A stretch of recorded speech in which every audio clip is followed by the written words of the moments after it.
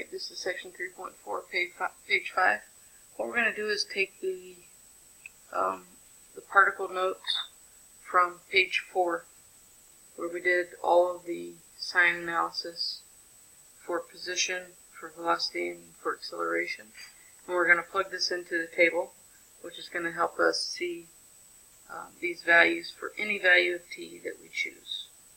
So the first thing we need to do is, looking at the prior page, you need to find all the conditions where a zero was found, either for position, velocity, or acceleration. And so all these time values here that we came up with, we need to place them on this table in order so that we can take a look at what's happening on either side of them. Those are all the critical numbers that have something interesting happening at them. So I'm going to start on the second line, because we're going to do intervals in between each of these. I'm going to start with t equals 0.380, skip a line. The next value was 2, so t equals 2. The next value in order was 4, so skip a line, t equals 4. Then we had 4.377, or 337 rather. And then we had t equals 6, and then we had t equals 7.284. I'm actually going to zoom out so we can see more of this at once. Okay, so I have those values. Now I'm interested in the intervals that are around those as well. So I'm going to look at here, less than 0.38. I'm going to go from 0 up to 0.380. So I'm going to include 0. That's going to be my smallest time. Up to 380. The next interval will be from 380 up to 2, not inclusive. And the equal signs are in these particular t values, so not in the inequality. Next one is 2 to 4. Next one is 4 up to 4.337. The next one is 4.337 up to 6. Then we have 6 up to 7.284. And then we have t greater than 7.284. So any of these intervals and any of these specific times have something unique about them. So we're going to start out by looking at the position function. And from the position function, we're able to tell the position of the particle with respect to the origin. So we're just going to start with that. I'm going to look at my sign analysis that we did on the prior page. And the zeros are at 380, 4.337, and 7.284. So I'm just going to start with those. There's a 0 for that t value. There's a 0 for this t value, and a 0 for this t value. Then I want to look at the intervals in between those zeros, and the same sign is going to prevail on those zeros. So if I look less than 380, I'm going to have a minus sign. In between 380 and 4.337, plus signs. And then between 4.337 and 7.284, negative signs. And then above that, positive. Now, it doesn't necessarily have to change signs every time. It just happens to for this problem. Now, I want to go ahead and interpret that. You can fill out this whole table and then do all your interpretation at once. I like to do it one column at a time, particularly at this stage of the game. So the position, the sign of the position function tells us where the particle is at with respect to the origin. So I'm going to jot that down. Okay, so I want to know if it's at the origin, to the left, or to the right of the origin. So a negative sign indicates it's to the left of the origin. 0 indicates it is at the origin.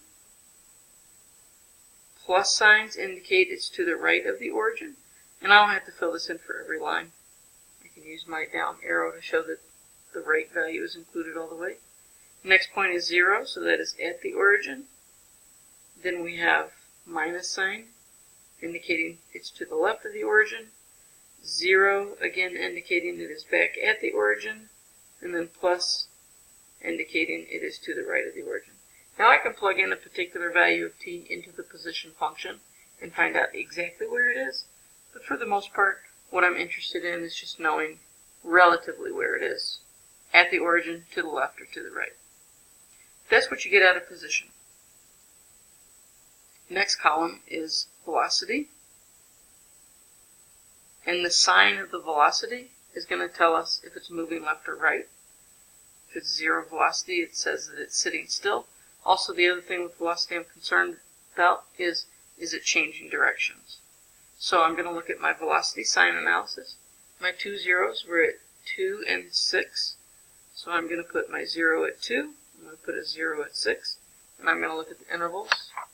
So before 2, I had plus signs. Fill all those in. Between 2 and 6, it's negative. All negatives. And beyond 6, pluses. Let's interpret this. Velocity tells us how the particle is moving. Okay. So to get moving, we'll look at velocity sign. So here we go. If velocity is positive, it's moving to the right. So for 3 values. If velocity is 0, it's just for that instant, just sitting still. Negative signs for velocity means it's moving left.